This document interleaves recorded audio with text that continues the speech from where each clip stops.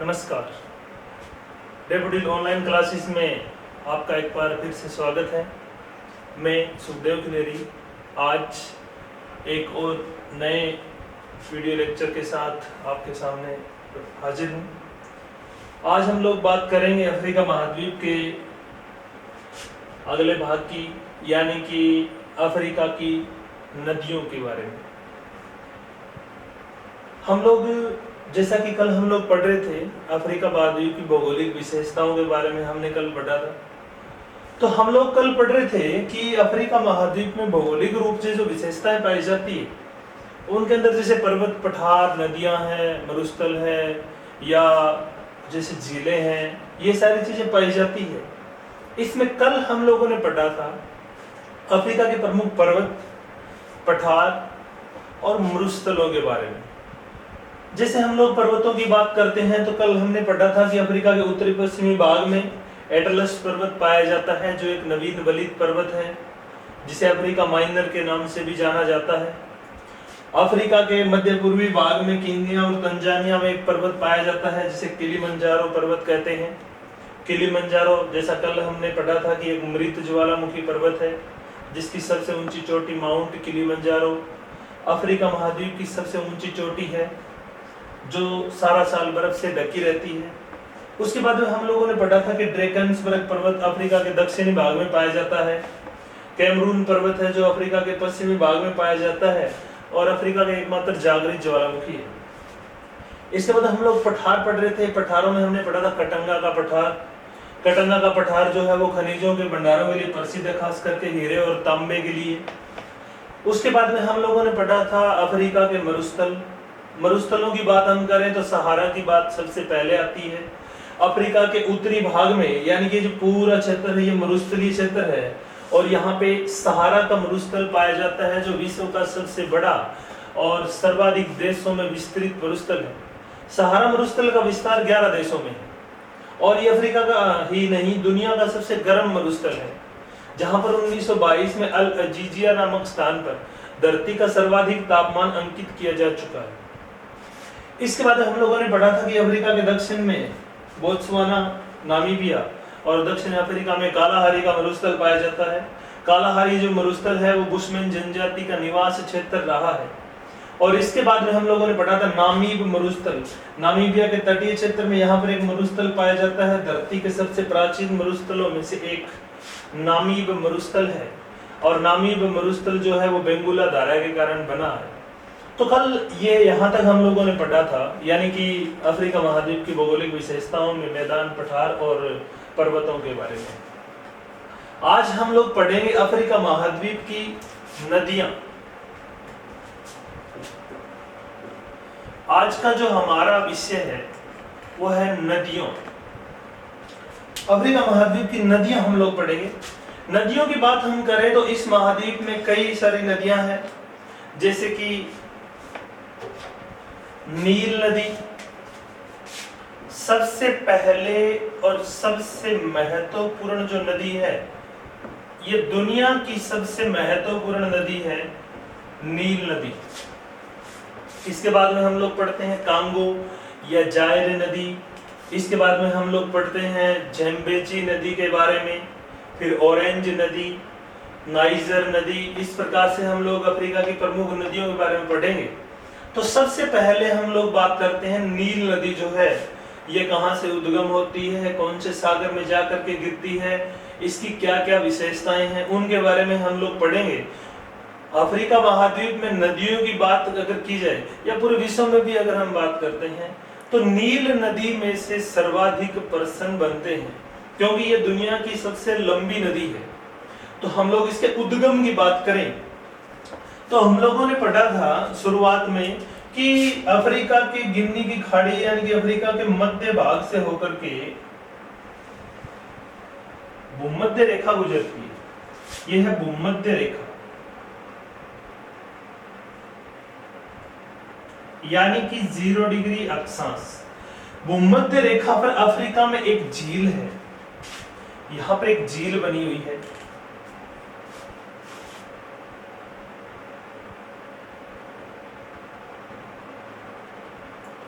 इस झील का नाम है विक्टोरिया।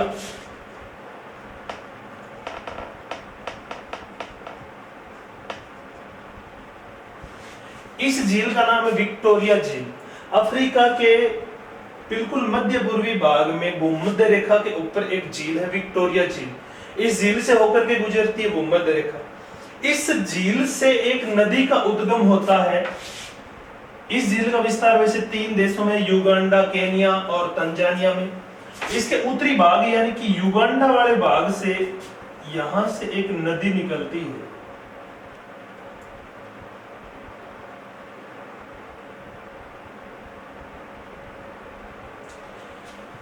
इस नदी का नाम है व्हाइट नील। इसको बोलते हैं व्हाइट नील।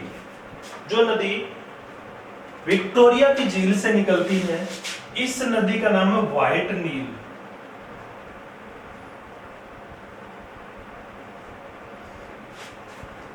ये नदी युगांडा से उसके बाद में चली जाती है दक्षिणी सूडान, फिर उत्तरी सूडान यानी कि मुख्य सूडान देश, फिर उत्तरी सूडान में जाती है। तो यहां पर एक नगर है, सूडान की राजधानी है खार्तूम। सूडान देश की राजधानी है खार्तूम। ये खार्तूम पहुंच जाती है।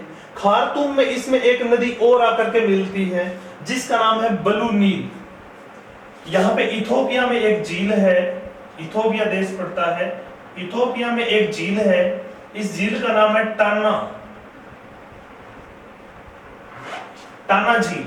और इस टाना झील से एक नदी निकलती है,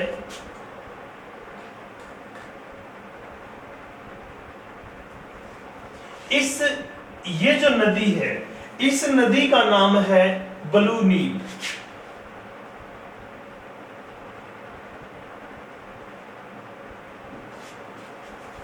यहां पे समझना आपको कि सबसे पहले हम लोग इसके यानी कि नील नदी के उद्गम की बात करते हैं तो हम लोग पढ़ते हैं कि अफ्रीका के मध्य पूर्वी भाग में केनिया, तंजानिया और युगांडा में एक झील है विक्टोरिया। ये अफ्रीका महाद्वीप की सबसे बड़ी झील है विक्टोरिया। विक्टोरिया झील के उत्तरी भाग में इस देश का नाम है युगांडा, यानी कि जहां से ये नदी निकलती है इस देश का नाम है युगांडा। युगांडा वाले भाग से नदी निकलती है जिसका नाम है व्हाइट नील। व्हाइट नील युगांडा के बाद में ये अगले देश में जाती है। इस देश का नाम है, यहां जो आगे जाती है, दक्षिणी सूडान। फिर ये जाती है उत्तरी सूडान, या इसको मुख्य सूडान भी बोल देते हैं, सूडान। युगांडा से दक्षिणी सूडान, फिर उत्तरी सूडान। उत्तरी सूडान में सूडान की राजधानी खार्तूम जाती है। वहां इसमें इथोपिया की टाना झील, यानी कि जो टाना झील पड़ती है, ये झील पड़ती है इथोपिया में। इथोपिया में टाना झील से एक नदी निकलती है, इस नदी का नाम है ब्लू नील। और ब्लू नील नदी इथोपिया से सूडान आती है और सूडान में आकर के ये गिर जाती है व्हाइट नील, यानी कि ब्लू नील और व्हाइट नील दोनों मिल जाती है। और ये दोनों नदियां मिलती है सूडान की राजधानी खार्तूम में। ये मोस्ट इंपोर्टेंट है। सूडान की राजधानी खार्तूम में ब्लू नील और व्हाइट नील का संगम होता है और इस संगम के बाद ये जो नदी है ये नील कहलाती है।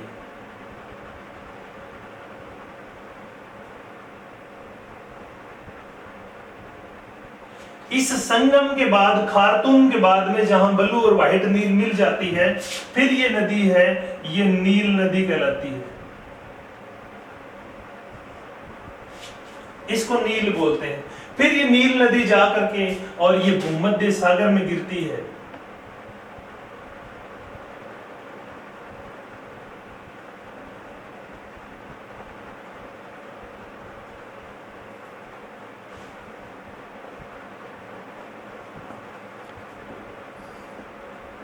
और भूमध्य सागर में जा करके और नील नदी एक डेल्टा का निर्माण करती है, यानी कि ये यहां पर एक डेल्टा बनाती है, डेल्टा। तो हम लोगों ने पढ़ा कि नील नदी युगांडा में विक्टोरिया झील से निकलती है, जहां पर इसे व्हाइट नील कहते हैं। व्हाइट नील जो है वो दक्षिणी सूडान, उत्तरी सूडान, खार्तूम जाती है। यहाँ पर इसमें इथोपिया से आकर के ब्लू नील मिलती है। ब्लू नील और व्हाइट नील मिलने के बाद में नील कहलाती है, और यही नील नदी जाकर के मिस्र से होकर के बहती हुई ये भूमध्य सागर में गिरती है। तो आगे यानी कि सूडान के बाद में ये नदी जिस देश से होकर के बहती है, इस देश का नाम है मिस्र। ये मोस्ट इंपोर्टेंट है। मिस्र देश में जाने के बाद में ये नदी भूमध्य सागर में गिरने से पहले एक विशाल डेल्टा का निर्माण करती है और ये भूमध्य सागर में चली जाती है। तो इस प्रकार से हमें ध्यान में रखना है कि नील नदी जो है उसका उद्गम होता है विक्टोरिया झील से युगांडा में, और विक्टोरिया झील जो है वो भूमध्य सागर पर स्थित झील है। अब हम बात करते हैं नील नदी की लंबाई की। तो नील नदी की जो कुल लंबाई है वो है 6650 किलोमीटर, यानी कि लंबाई की दृष्टि से नील दुनिया की सबसे लंबी नदी है। हमें ये बात भी ध्यान में रखनी है, विश्व की लंबी नदियों की हम बात करते हैं तो नील नदी दुनिया की सबसे लंबी नदी है। नील के बाद में दुनिया की दूसरी सबसे लंबी नदी है यांगटीसी, या इसको कहते हैं यांगटीसी कियांग। ये पड़ती है चीन में, चीन से होकर के बहती है, मुख्यतः एशिया में पड़ती है। तीसरी जो लंबी नदी है वो नदी है मिसिसिपी मिसौरी।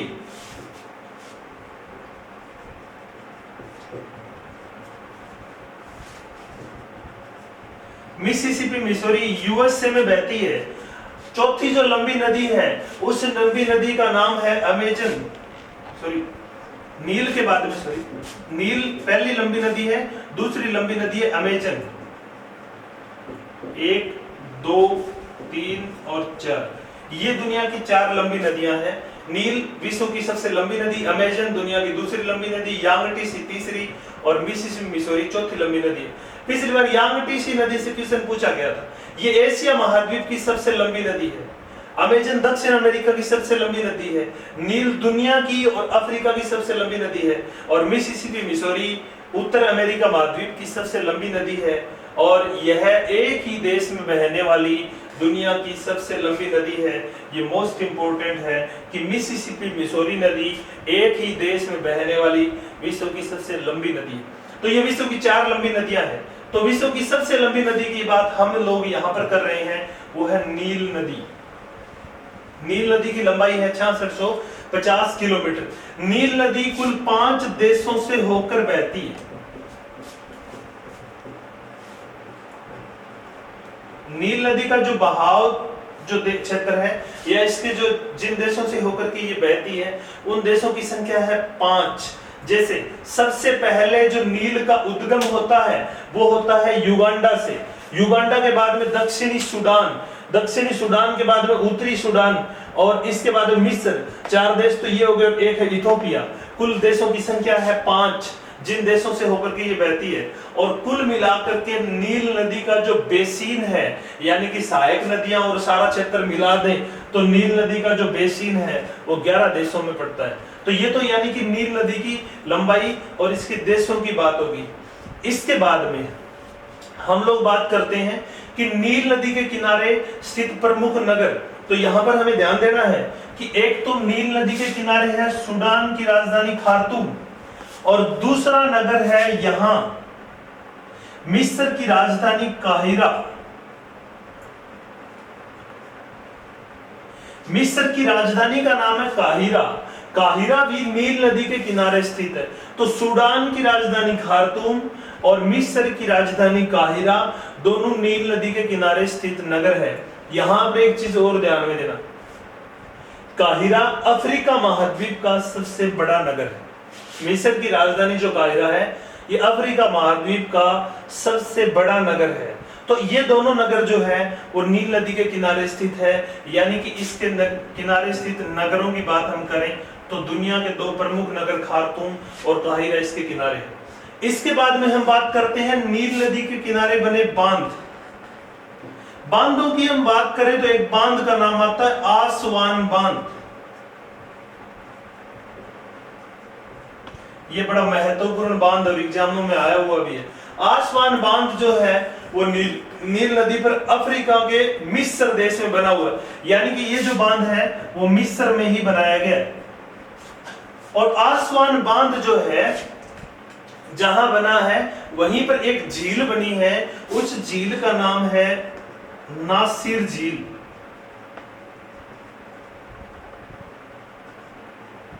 नासिर झील कृत्रिम झील है जो कि आसवान बांध के जलाशय के रूप में है, या आसवान बांध का जो जलाशय है उसको नासिर झील हम लोग कहते हैं। तो नासिर जो झील है वो मिस्र में पड़ती है और नील नदी पर स्थित एक झील है नासिर झील। तो ये तो झील होगी, यानी कि मैं दोबारा बता देता हूँ, अफ्रीका बहुत इंपॉर्टेंट नदी है, एग्जामों में बहुत प्रश्न इससे पूछे जाते हैं। सबसे पहले इसका उद्गम विक्टोरिया झील युगांडा देश से होता है, फिर दक्षिणी सूडान, उत्तरी सूडान, मिस्र होते हुए ये भूमध्य सागर में गिरती है। इसका उद्गम व्हाइट नील के रूप में होता है, इसमें ब्लू नील आकर के मिलती है खार्तूम में, और फिर ये नील कहलाती है। इसकी लंबाई 6650 किलोमीटर है। यह नदी 5 देशों से होकर के बहती है। इस नदी के किनारे दुनिया के 2 बड़े प्रसिद्ध नगर खार्तूम सूडान की राजधानी और काहिरा मिस्र की राजधानी स्थित है। इसके किनारे आसवान बांध बना है, ये अफ्रीका के ऊंचे बांधों में से एक है। ये तो बात होगी बांधों की, इसकी लंबाई की और की। इसके बाद में हम लोग पढ़ते हैं कि एक विद्वान का नाम था हेरोडोटस।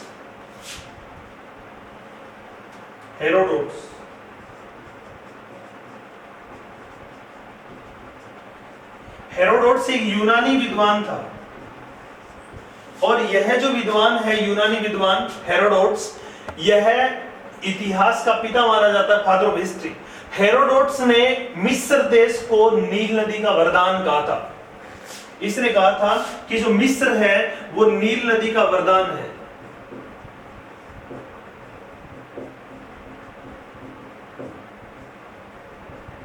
इसने मिस्र को नील नदी का वरदान कहा। हेरोडोटस ने कहा था कि जो मिस्र देश है वो नील नदी का वरदान है। ये इंपॉर्टेंट कथन है। क्यों है?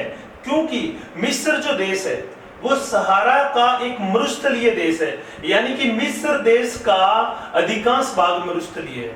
लेकिन जो नील नदी का डेल्टाई क्षेत्र है, ये जो इसका बेसिन है, ये जो इसका मुहाना है जहां नील जाकर के भूमध्य सागर में गिरती है, इस क्षेत्र में मिस्र की लगभग 95% जनसंख्या निवास करती है।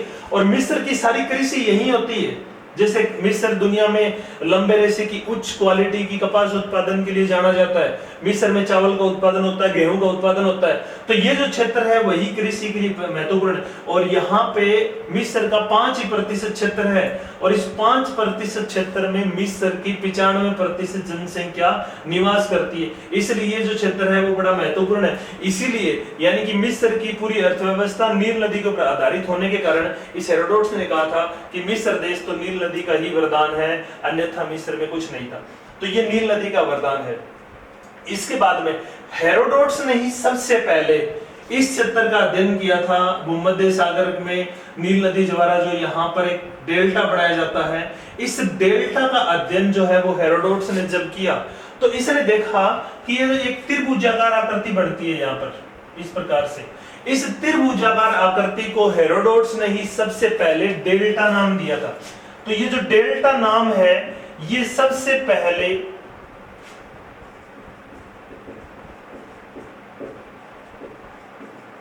हेरोडोटस द्वारा दिया गया था। यानी कि डेल्टा का मतलब यूनानी भाषा में होता है त्रिभुजाकार आकृति का होना। तो ये जो त्रिभुजाकार आकृति थी इसको हेरोडोटस ने सबसे पहले डेल्टा नाम दिया था। और यहीं से नदियों द्वारा सागर में गिरने से पहले बनाए गए ऐसे उपजाऊ मैदानों को डेल्टा कहा जाने लगा। जैसे गंगा वन ब्रह्मपुत्र नदी द्वारा निर्मित सुंदरबन का डेल्टा विश्व का सबसे बड़ा डेल्टा है। इसी प्रकार से और बहुत सारी नदियां हैं जो समुद्रों में गिरने से पहले डेल्टा बनाती है। तो ये डेल्टा जो शब्दावली है वो सबसे पहले यहीं पर मतलब यहीं पर उत्पन्न हुई थी, या हम यूं कहें कि सबसे पहले डेल्टा शब्द का प्रयोग है वो नील नदी के डेल्टा के लिए ही हेरोडोटस द्वारा किया गया था। इसके बाद में नील जो नदी है उसमें हम लोग बात करें तो मिस्र की सभ्यता का जो विकास है वो नील नदी के किनारे हुआ था। यानी कि दुनिया में जो प्राचीन सभ्यताएं हैं, जैसे सिंधु घाटी की सभ्यता है, जैसे हवेंगहो की सभ्यता चीन में है, जैसे माया नदी की सभ्यता है मैक्सिको में, उसी प्रकार से मिस्र में नील नदी की सभ्यता पाई जाती है। तो ये तो नील नदी की बात हम लोगों ने यहाँ पर की। नील नदी का उद्गम, नील नदी का बहाव क्षेत्र, नील नदी की लंबाई, इसके किनारे स्थित नगर, इस पर बने हुए बांध और इसके ऊपर बनी हुई झील, तो ये नील नदी और इसकी विशेषताओं की बात होगी यहाँ तक। उम्मीद करता हूँ कि आपको समझ में आया होगा। मैं दोबारा बता दूंगा इसके बारे में। नील नदी का उद्गम विक्टोरिया झील से होता है युगांडा में। ये नदी व्हाइट नील और ब्लू नील के रूप में खार्तूम में जाकर के नील कहलाती है। ये भूमध्य सागर में गिरती है। नील नदी 6650 किलोमीटर लंबी, दुनिया की सबसे लंबी नदी है। नील 5 देशों से होकर के बहती है। इसके किनारे 2 बड़े नगर, सूडान की राजधानी खार्तूम और मिस्र की राजधानी काहिरा स्थित है। नील नदी पर मिस्र में आसमान बांध बना है और नासिर झील बनी है। और हेरोडोटस ने नील नदी का वरदान कहा था मिस्र को, और इस नदी द्वारा निर्मित डेल्टा को सबसे पहले डेल्टा नाम दिया था हेरोडोटस ने। और मिस्र में जो नील की सभ्यता है वो पाई जाती है। ये तो बात होगी नील नदी के बारे में, मोस्ट इंपोर्टेंट नदी है ये। इसके बाद में अगली जो महत्वपूर्ण, दूसरी जो सबसे महत्वपूर्ण नदी अफ्रीका महाद्वीप की है वो है कांगो, या इसे कहते हैं जायरे। कांगो या जायरे नदी दूसरी महत्वपूर्ण नदी है अफ्रीका महाद्वीप की। इस नदी का उद्गम, जैसे कल हम लोगों ने एक पठार पढ़ा था यहाँ पे, कटंगा का पठार। अफ्रीका में एक पठार है कटंगा का पठार, जहां पे हीरा और तांबा पाया जाता है। इस पठार से एक नदी निकलती है यहां से, और इस प्रकार से बहती हुई ये अटलांटिक महासागर में गिरती है।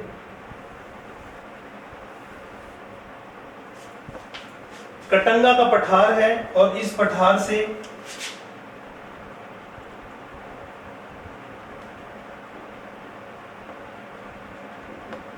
एक नदी निकलती है जिसे 2 नामों से जाना जाता है, कांगो और जायरे। देखो इसके 2 कारण है जाने के कि ये जो नदी है वो मुख्यतः 2 देशों से बहती है। ये तो जायरे जहां से निकलती है, सबसे पहले जायरे, और जहां से ये बहती है लास्ट में यानी कि अंतिम भाग में ये कांगो से होकर बहती है। ये क्षेत्र कांगो का है और ये क्षेत्र जायरे का है। तो शुरुआत में इसको जायरे कहते हैं और अंतिम भाग में इसको कांगो कहते हैं। तो दोनों देशों से होकर बहने के कारण इसे 2 नामों से जाना जाता है। तो ये 2 देशों से होकर बहती है, जायरे और कांगो। मुख्यतः 2 ही देशों से बहती, हालांकि इसका जो बेसिन है वो कई देशों में विस्तृत है। तो इसको 2 नामों से जाना जाता है, कांगो और जायरे। इस नदी की विशेषताओं की अगर हम बात करें तो जो कांगो नदी है, ये जैसे हम लोगों ने पढ़ा था अभी, लंबी नदियां हम लोग पढ़ रहे थे। नील सबसे लंबी है, उसके बाद में अमेजन है, उसके बाद यांगटीसी है, और फिर चौथे नंबर पे आती है मिसिसिपी, मिसौरी। उसी प्रकार से बड़ी नदियों की बात आती है। बड़ी नदियां का मतलब होता है अपवाह तंत्र की दृष्टि से। अपवाह तंत्र की दृष्टि से हम लोग अगर बात करें बड़ी नदियों की, तो अपवाह तंत्र की दृष्टि से दुनिया की सबसे बड़ी नदी है अमेजन, और उस दृष्टि से दूसरा नंबर आता है कांगो का। अपवाह तंत्र की दृष्टि से बड़ी नदियों में दुनिया की सबसे बड़ी नदी है अमेजन। बड़ी का मतलब जल की मात्रा की दृष्टि से या कुल बहाव क्षेत्र, और इसके अपवाह तंत्र यानी कि जैसे अपवाह तंत्र का मतलब ये जैसे कोई नदी है, मेन नदी है, और जैसे ये इसकी सहायक नदी है।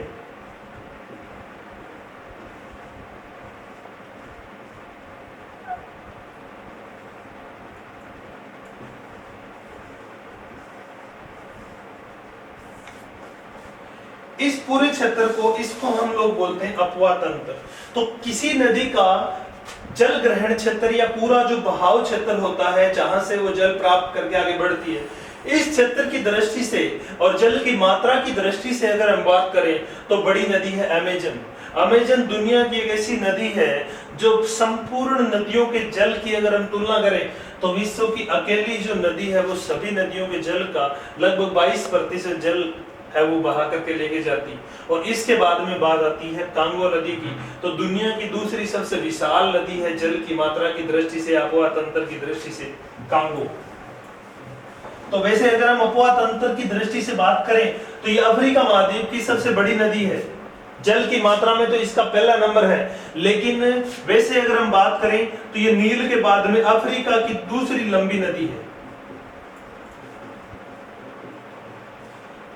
सबसे लंबी नदी तो नील है और दूसरी लंबी नदी है कांगो। लेकिन बड़ी नदियों में अफ्रीका की पहली और दुनिया की दूसरी बड़ी नदी है।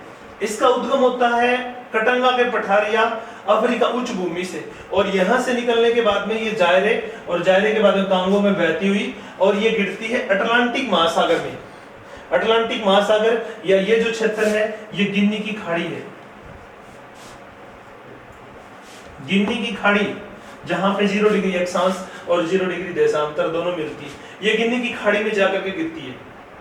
ये जो नदी है इसकी एक और बहुत महत्वपूर्ण विशेषता है और बहुत बार पूछा जाता है, ये नदी भूमध्य रेखा को 2 बार काटती है। भूमध्य रेखा को 2 बार काटती है। यह नदी भूमध्य रेखा को 2 बार काटती है। दुनिया की एकमात्र नदी है जो भूमध्य रेखा को 2 बार काटती है। भारत में एक माही नदी है जो कर्क रेखा को 2 बार काटती है।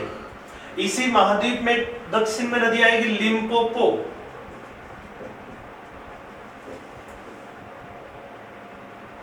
यह नदी मकर रेखा को 2 बार काटती है। तो ये दुनिया की 3 नदियां ध्यान में रखनी है। कांगो नदी भूमध्य रेखा को 2 बार काटती है, लिम्पोपो नदी यहां से होकर के गुजरने वाली मकर रेखा को 2 बार काटती है, और माही नदी कर्क रेखा को 2 बार काटती है। तो ये भूमध्य रेखा को 2 बार काटती है कांगो नदी।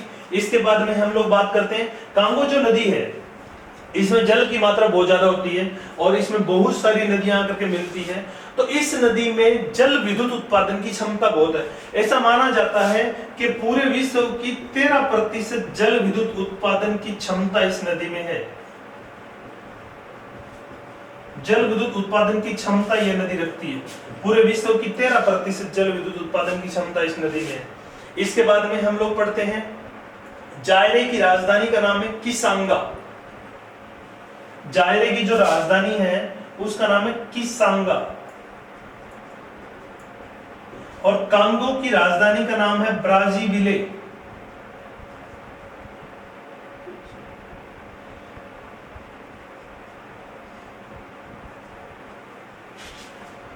जायरे की राजधानी किसांगा और कांगो की राजधानी ब्राजीविले, दोनों के दोनों इस नदी के किनारे स्थित नगर है। तो अगर हम कांगो नदी के किनारे स्थित नगरों की बात करें तो किसांगा और ब्राजीविले, जैसे सूडान की राजधानी खार्तूम और मिस्र की राजधानी काहिरा नील के किनारे, उसी प्रकार जायरे की राजधानी किसांगा और कांगो की राजधानी ब्राजीविले दोनों कांगो नदी के किनारे स्थित है। इसके अलावा स्टेनले और लिविंगस्टोन, स्टेनले और लिविंगस्टोन 2 जलप्रपात इस नदी पर बने हुए हैं। बड़े प्रसिद्ध जलप्रपात है ये। तो ये तो बात होगी कांगो नदी की। हम लोगों ने बात की कांगो नदी का उद्गम कटंगा के पठार से होता है। यह नदी 2 नामों से जानी जाती है। जायरे में बहती है तो जायरे कहलाती है, कांगो में बहती है तो कांगो कहलाती है। यह नदी गिनी की खाड़ी में जाकर गिरती है। अफवाह तंत्र की दृष्टि से दुनिया की दूसरी बड़ी नदी है। अफ्रीका महाद्वीप की अफवाह तंत्र की दृष्टि से सबसे बड़ी नदी है। लंबाई में अफ्रीका की दूसरी लंबी नदी है। यह नदी अमेजन के बाद में दूसरी बड़ी नदी है विश्व की। भूमध्य रेखा को 2 बार काटने वाली एकमात्र नदी है। विश्व में जल विद्युत उत्पादन की 13% क्षमता रखती है यह नदी अकेली। और इस नदी के किनारे स्टेनले और लिविंगस्टोन प्रपात है। और जायरे की राजधानी किसांगो और कांगो की राजधानी ब्राजीविले इस नदी के किनारे बसे नगर है। इसके बाद में नेक्स्ट नदी की हम लोग बात करते हैं। कटंगा के पठार से ही एक नदी और निकलती है,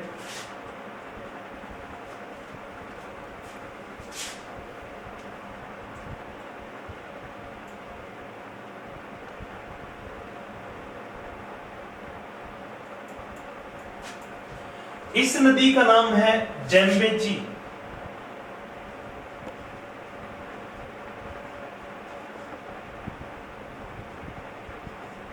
अफ्रीका की तीसरी महत्वपूर्ण नदी का नाम है ज़ैम्बेजी नदी।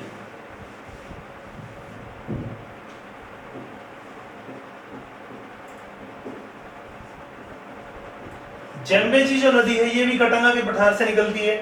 ये जाम्बिया, जिम्बाब्वे और जायरे और इसके बाद में होती हुई और ये जाकर के गिरती है हिंद महासागर में, या हम यूं कहें कि मोजाम्बिक चैनल में।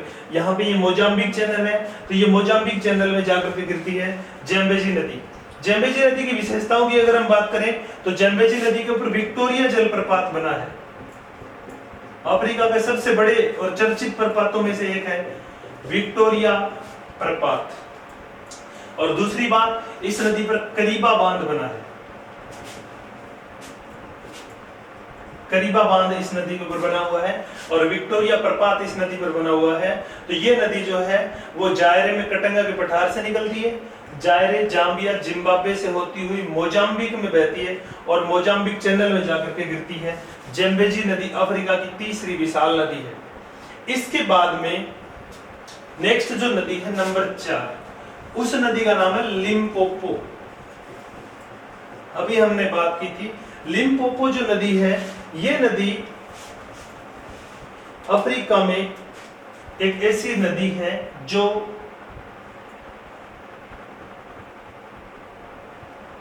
मक्का रेखा को 2 बार काटती है। लिम्पोपो नदी अफ्रीका में दक्षिणी भाग में है वेल्ड का पठार, और वेल्ड के पठार से यहां से एक नदी निकलती है।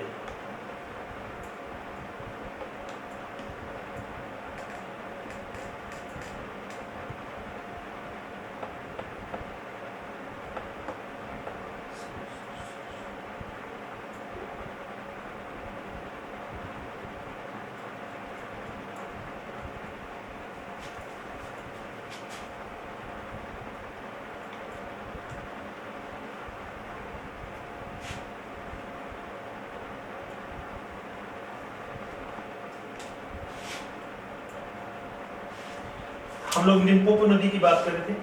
वेल्ड पठार से एक नदी निकलती है जिसका नाम है लिम्पोपो नदी, और इस नदी की विशेषता ये है, इसका नाम है लिम्पोपो।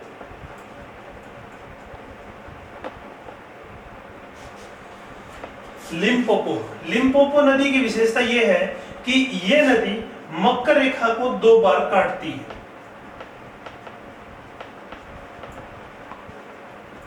यह नदी मकर रेखा को 2 बार काटती है, इसकी यह विशेषता है। लिम्पोपो नदी अफ्रीका यानी कि दक्षिण अफ्रीका में वेल्ड के पठार से निकलती है और ये दक्षिण अफ्रीका में से बहती हुई हिंद महासागर में जाकर गिरती है, और हिंद महासागर में गिरने से पहले यह नदी मकर रेखा को 2 बार काट देती है। तो यहाँ पे एक चीज मैं पहले भी आपको मैंने बताया था, कांगो नदी भूमध्य रेखा को 2 बार काटती है, माही नदी कर्क रेखा को 2 बार काटती है, और लिम्पोपो नदी मकर रेखा को 2 बार काटती है। तो ये 3 महत्वपूर्ण रेखाएं होती है, कर्क रेखा, मकर रेखा और भूमध्य रेखा। इन तीनों को काटने वाली ये नदियां हैं जो हमें ध्यान में रखनी है। लिम्पोपो नदी मकर रेखा को 2 बार काटती है। इसके बाद में एक नदी और है, अफ्रीका के दक्षिणी भाग में है, ऑरेंज नदी। ऑरेंज नदी अफ्रीका की उच्च भूमि से निकलती है,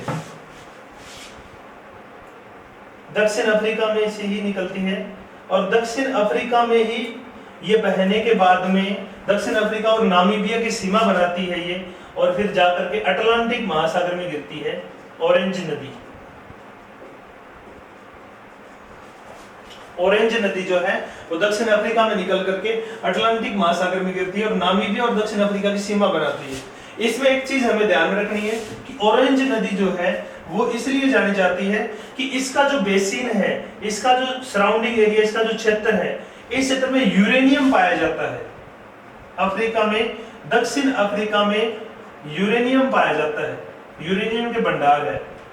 और यहाँ पर एक स्टेट है दक्षिण अफ्रीका का जिसका नाम है orange free state. Orange free state, orange free जो स्टेट है वो इसी ऑरेंज नदी का क्षेत्र जहां पे यूरेनियम मिलता है उसको ऑरेंज फ्री स्टेट कहते हैं। तो ऑरेंज फ्री स्टेट कहां पड़ता है, ये एक बार क्वेश्चन आया था। ये ऑरेंज फ्री स्टेट पड़ता है दक्षिण अफ्रीका में। दक्षिण अफ्रीका में पड़ता है। ऑरेंज फ्री स्टेट, ऑरेंज नदी का क्षेत्र है जहां पे यूरेनियम के भंडार मिलते हैं, तो ये ऑरेंज नदी इसलिए महत्वपूर्ण है। इसके बाद में हम लोग बात करें तो लीमा के पर्वत से एक नदी निकलती है। नेक्स्ट जो नदी है वो यहां से निकलती है लीमा पर्वत से।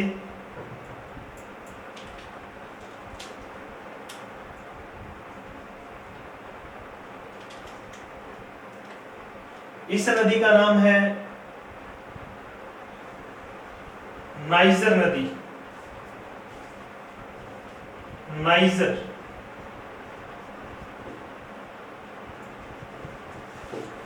अगली नदी है नाइजर। नाइजर नदी लीमा पर्वत से निकलती है और लीमा पर्वत से निकलने के बाद में ये नाइजीरिया, नाइजर, लीमा से बहती हुई और ये गिनी की खाड़ी में जाकर के गिरती है। इस नदी की विशेषता यही है कि जो नाइजर नदी है इसे ऑयल रिवर या इसे तेल नदी कहते हैं, क्योंकि ये जो नदी है वो तेल के व्यापार के लिए जानी जाती है। पाम ऑयल का व्यापार होता है, या नाइजीरिया में इस नदी के किनारे पेट्रोलियम के भंडार भी पाए जाते हैं, तो इस नदी को ऑयल रिवर या तेल नदी के नाम से जाना जाता है, नाइजर नदी को। तो ये तो बात होगी नाइजर नदी की। इसके बाद में हम बात करते हैं, यहां पर एक देश का नाम है बुर्किना फासो। यहां पर एक देश है बुर्किना फासो,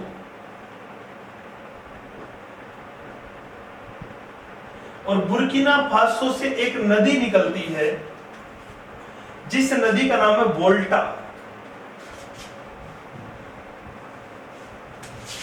यहां से एक नदी निकलती है, कोई ज्यादा लंबी नदी नहीं है लेकिन एक बहुत महत्वपूर्ण नदी है। इस नदी का नाम है वोल्टा नदी। वोल्टा नदी इसलिए महत्वपूर्ण है, यह नदी दो देशों से बहती, बुर्किना फासो और अगला देश है यहां पर घाना।